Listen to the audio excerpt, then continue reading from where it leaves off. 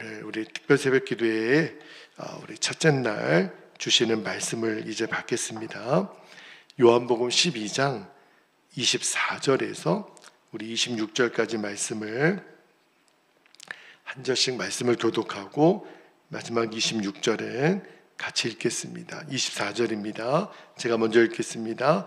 내가 진실로 진실로 너희에게 이르노니 한 알의 밀이 땅에 떨어져 죽지 아니하면 한 알 그대로 있고 죽으면 많은 열매를 맺느니라. 자기의 생명을 사랑하는 자는 잃어버릴 것이요 이 세상에서 자기의 생명을 미워하는 자는 영생하도록 보존하리라. 26절 함께요. 사람이 나를 섬기려면 나를 따르라. 나 있는 곳에 나를 섬기는 자도 거기 있으리니 사람이 나를 섬기면 내 아버지께서 그를 귀히 여기시리라. 아멘. 하나님 말씀입니다. 자, 오늘 2025년도 고난주간 우리 특세 우리 첫째 날 말씀 제목이 우리 12장 24절에 있는 한 알의 밀이 땅에 떨어져 죽으면 이라는 제목의 말씀을 나누고 우리가 특세 첫째 날 기도를 하려고 합니다.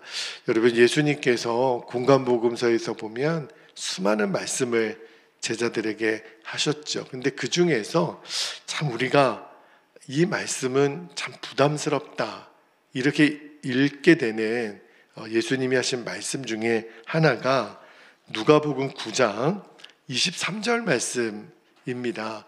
누가복음 9장 23절에 보면 예수님이 이렇게 말씀하세요. 자, 누가복음 9장 23절 읽겠습니다. 또 무리에게 이르시되 아무든지 나를 따라오려거든 자기를 부인하고 날마다 제 십자가를 지고 나를 따를 것이니라. 이 말씀을 하셨어요. 우리가 흔히 제자도 그러거든요. 그러니까 이 누가복음 9장 23절 말씀이 이 제자도의 핵심이에요. 그러니까 예수님은 제자들을 부르는 기준을 어떤 것으로 두셨냐면 나를 부인하고 날마다 자기 십자가를 지고 나를 따르라. 그러면 내 제자로 인정하겠다. 그렇게 말씀하셨어요. 그런데 이 누가복음 9장 23절 말씀을 많은 성도님들이 어떻게 이렇게 읽고 있냐면, 야, 예수님의 제자가 되면 이제는 내 인생의 모든 재미, 좋은 거 다 이제 주님 앞에 내려놓고 나는 맨날 힘들고 어렵고 고난받고 순교하고 이런 끔찍한 상황을 자꾸 자기 자신을 거기다가 이렇게 몰아넣으려고 하는 경향이 있어요. 그러니까 십자가 복음의 핵심은 나 죽고 예수를 사는 건데 제일 걸림이 뭐냐면 내가 죽는 게 안 되는 거예요. 왜냐하면 두려우니까. 내가 나 죽는다라고 얘기하면 진짜 고생만 할 것 같은 거예요. 그런데 예수님이 이 말씀을 하실 때만 해도 제자들이 이해를 못했어요. 예수님이 제자들에게 인자가 십자가에 고생을 당하고 3일 만에 다시 살아나리라 이렇게 말씀하셨을 때 제자들도 처음에는 이 말씀이 무슨 말인지 몰랐어요. 그래서 예수님의 제자 중에 베드로가 예수님께 뭐라고 이야기를 하냐면, 자, 마태복음 16장 22절을 한번 볼게요. 마태복음 16장 22절에 보면 베드로가 예수를 붙들고 항변하여 이르되 주여 그리 마옵소서 이 일이 결코 주께 미치지 아니하리이다 이렇게 말해요. 그러니까 베드로도 예수님의 십자가와 부활을 이해를 못했던 거죠. 물론 스승을 생각하는 이 베드로의 충정심은 충분히 이해는 돼요. 그러나 베드로조차도 예수님의 십자가를 이해를 못했구나. 그래서 예수님이 베드로에게 굉장히 충격적인 말을 하죠. 자, 이어지는 23절에 보면 예수님 이렇게 말씀하세요. 예수께서 돌이키시며 베드로에게 이르시되 사탄아 내 뒤로 물러가라. 너는 나를 넘어지게 하는 자로다. 내가 하나님의 일을 생각하지 아니하고 도리어 사람의 일을 생각하는도다 하시고, 그러니까 베드로 입장에서는 얼마나 황당하겠어요.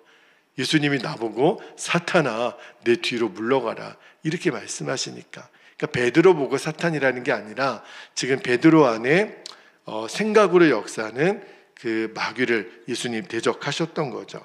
제가 어제 그 주일 말씀을 마치고 우리 나눔 시간 어제 우리 다 가졌는데 여러분에게 두 가지 질문을 드렸었어요. 첫 번째 질문이 뭐였냐면 십자가는 나에게 어떤 의미인가?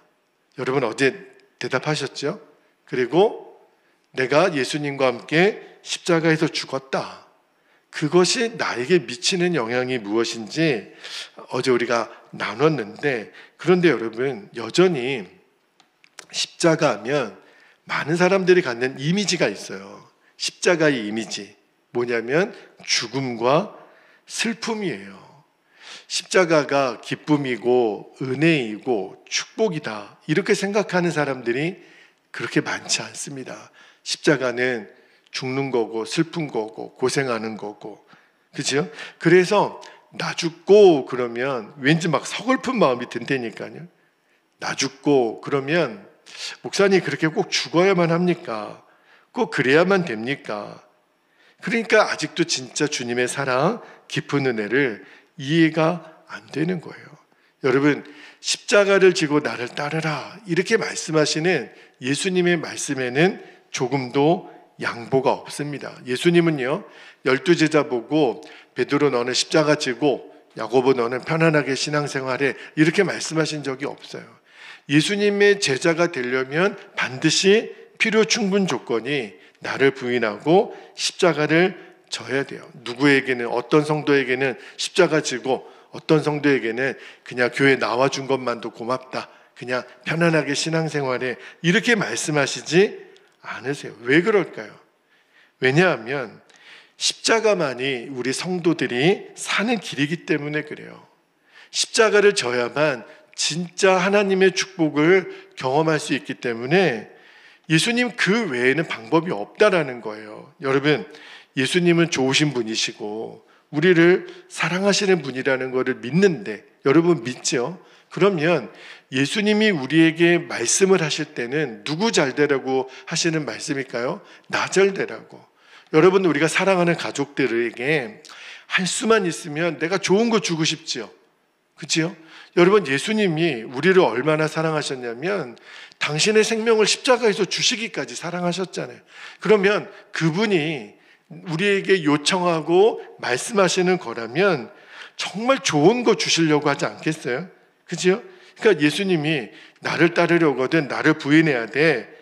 자기 십자가를 지고 나를 따라야 돼. 그렇게 말씀하셨다면 예수님 입장에서는 우리가 나를 부인하고 자기 십자가를 지는 게 좋은 거예요? 나쁜 거예요? 좋은 거죠. 그래야 우리가 진짜 복된 길을 갈 수 있으니까. 사실은 그게 예수님 입장에서 보면 쉬운 거라는 거예요. 그게 복된 거라는 거예요. 그게 사는 거라는 거예요.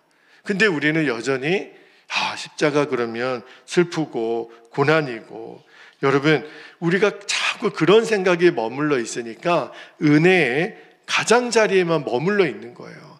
진짜 그 핵심에 그 은혜의 한복판으로 못 들어가는 거예요. 그래서 예수님이 도무지 제자들이 그 십자가를 진다, 나를 부인한다, 그게 이해가 안 되니까 오늘 본문에 한 알의 밀이 땅에 떨어져 죽으면 이 비유의 말씀을 하신 거예요. 자, 24절 말씀을 다시 한번 볼게요. 24절 말씀 봅시다.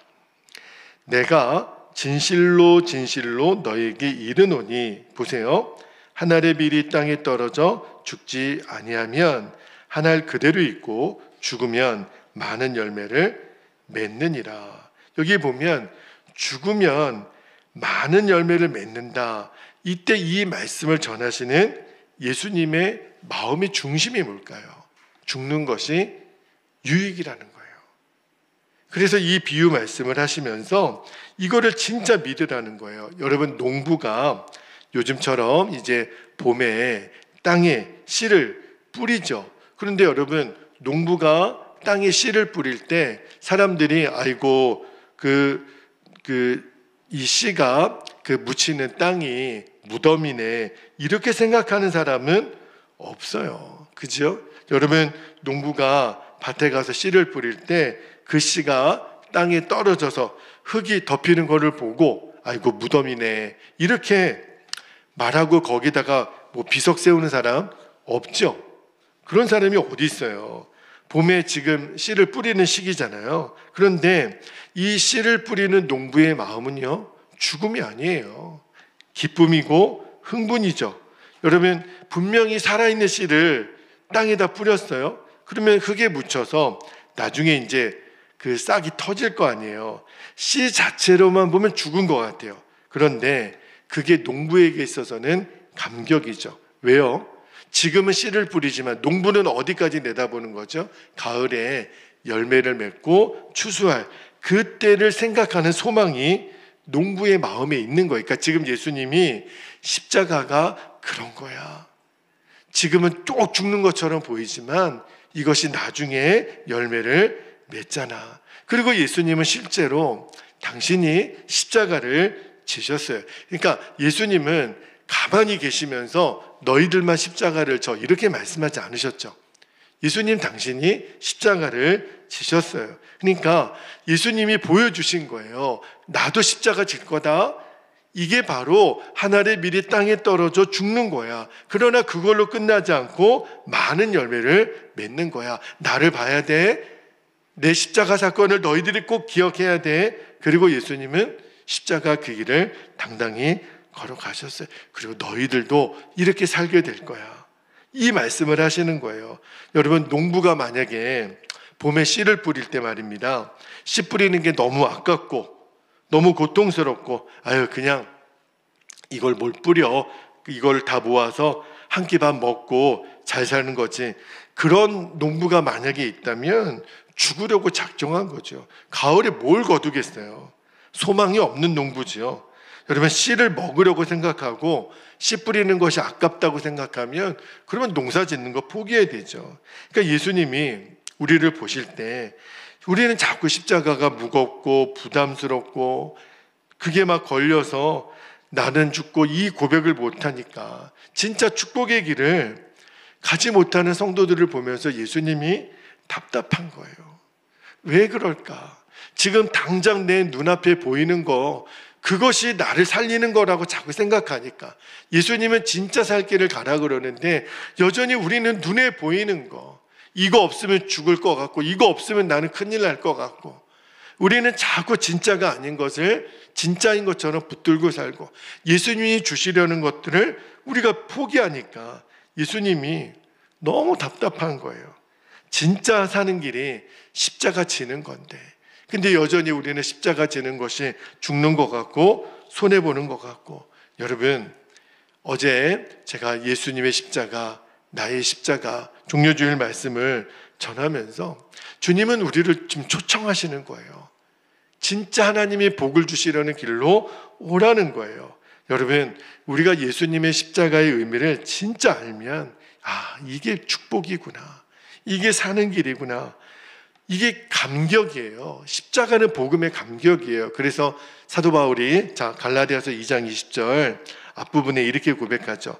내가 그리스도와 함께 십자가에 못 박혔나니 그런즉 이제는 내가 산 것이 아니요 내 안에 누가 사신 것이라고요?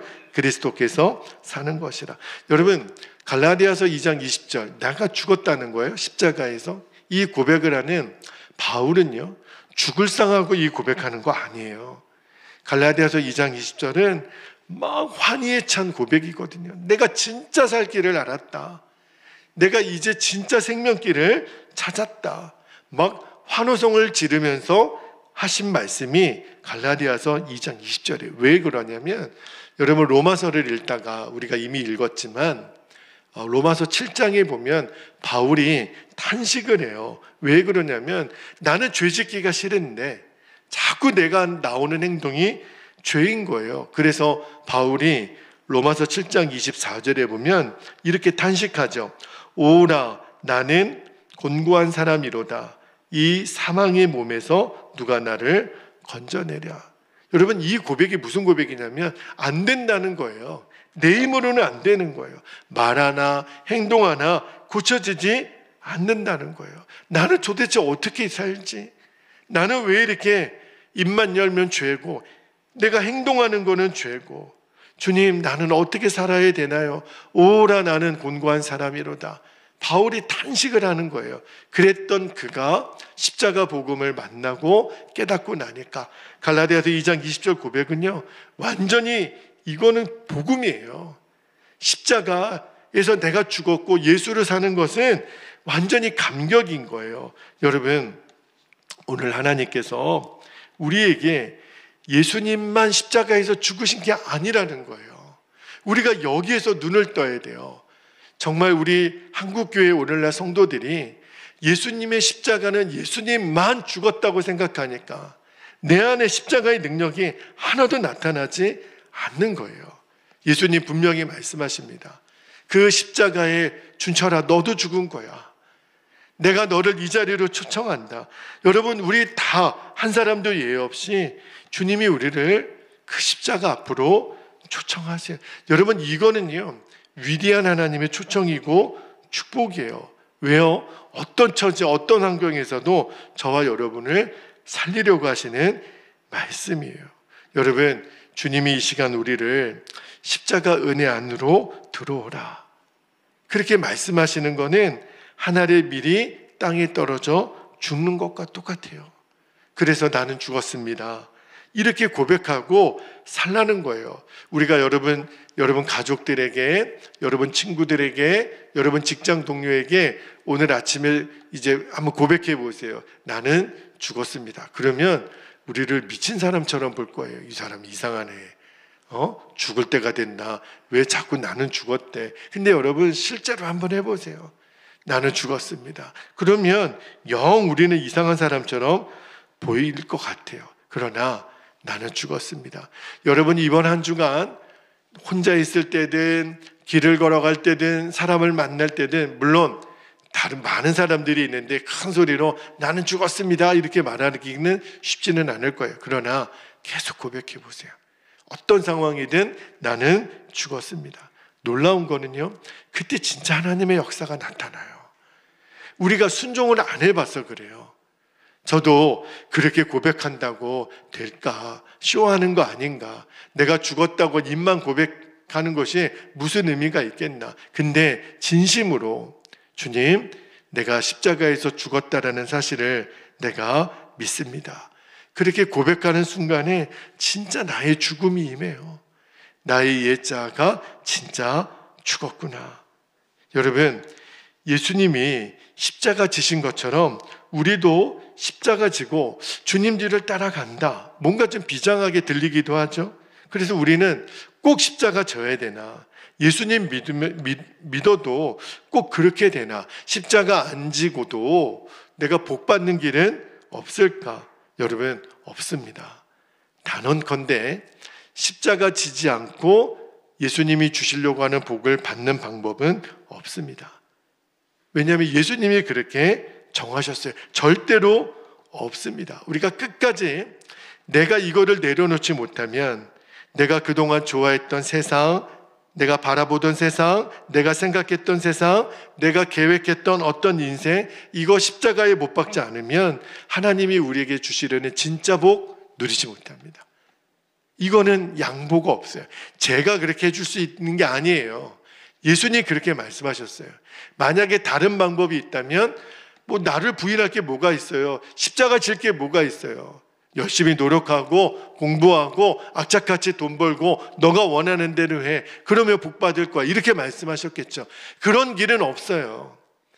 나를 부인하지 않고 십자가 지지 않고 주님을 따라갈 수 있는 방법은 없어요. 그래서 여러분에게 나는 예수님과 함께 십자가에서 죽었다. 예수님만 죽은 게 아니라 나도 죽었다. 여러분, 이거는요, 여러분 보고 또 죽으라고 말씀드리는 게 아니에요. 이미 성경에서 하나님이 다 이루신 일이에요.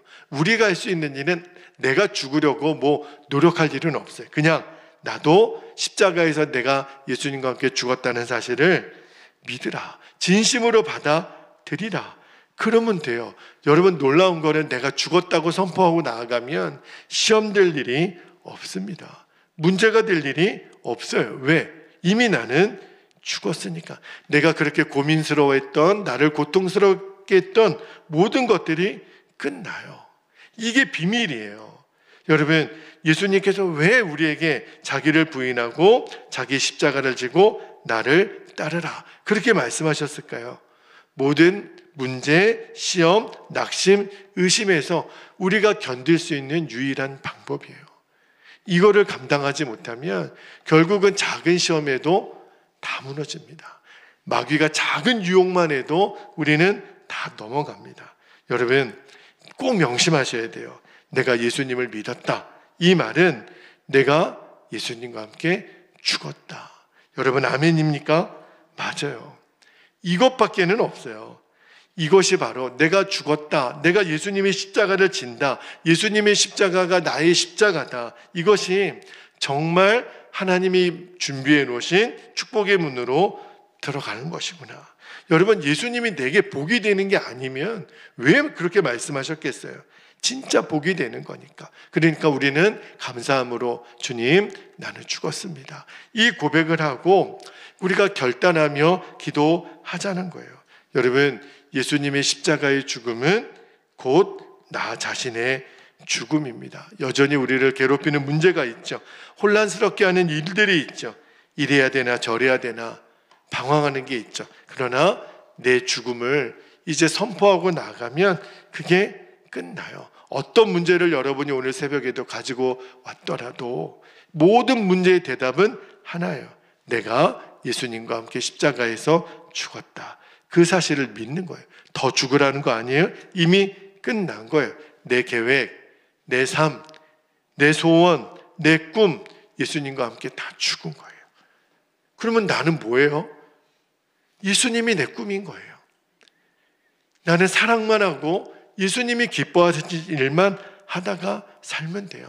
어제 종려주일 말씀에 제가 여러분에게 그 말씀을 드렸어요. 우리가 알았고 믿었고 누렸다면 그 다음에는 하나님께 드리라. 완전한 순종을 결단하고 나아가면 비로소 하나님께서 말씀하신 성경의 모든 말씀이 내 삶에 그대로 실제가 돼요. 예수님이 부활하셨는데 부활하신 예수님이 내 안에 살아 역사하시는 한 주님으로 경험이 돼요. 하나님이 저와 여러분을 비로소 은혜의 도구로 삼으시고 우리의 삶 속에서 살아계신 하나님의 능력으로 나타납니다. 진짜 하늘의 밀이 땅에 떨어져 죽었더니 수많은 열매를 맺는구나. 이 말씀이 우리의 인생 가운데 경험되어져야 되잖아요. 여러분, 우리가 이왕 예수님을 믿었다면 예수님의 모든 말씀이 우리 안에 성취되어야 되잖아요. 그 은혜의 삶으로 우리를 초청하시는 거예요. 오늘 특별 새벽기도의 첫째 날, 예수님의 십자가가 내 십자가가 되는 그 비유를 예수님이 땅에 떨어져 죽는 밀알에 비유하셨어요. 이 말씀이 여러분에게 얼마나 이해가 됐는지는 모르겠어요. 그러나 여러분, 하나님의 말씀은 나를 이해하라고 주신 말씀이 아니에요. 이제 이 말씀을 우리는 진심으로 믿고 받아들이는 것밖에 없습니다. 맞습니다, 주님. 요한복음 12장 24절의 말씀이 그대로 내게 실제가 되게 해주십시오. 그렇게 기도하고 결단하는 우리의 특별 새벽 기도의 첫째 날 되시기를 축복합니다. 자, 이제 우리 특세 첫째 날 주신 두 가지 기도 제목을 붙잡고 이 시간 우리 함께 기도합시다. 첫 번째 기도 제목은 내 삶, 내 계획, 내 소원, 내 꿈 모두 예수님과 함께 십자가에서 죽었습니다. 이거를 믿음으로 선포해 보세요. 여러분이 정말 주님, 나는 죽었습니다. 그리고 내 죽음이 실제가 되는 체험을 주십시오. 그렇게 기도하면 주님이 반드시 그렇게 역사하세요. 두 번째입니다. 하늘의 밀알이 땅에 떨어져 죽어 수많은 열매를 맺는 것이 주님, 나의 간증이 되게 해주십시오. 주님, 제 삶에 당장 오늘 내게 성취되는 그 간증을 제게도 주십시오. 진짜 죽어 열매를 맺는 밀알의 사명을 제가 감당하게 하여 주옵소서. 그렇게 이 시간 우리 주님의 이름을 간절히 부르고 통성으로 기도하도록 하겠습니다. 기도합니다. 주여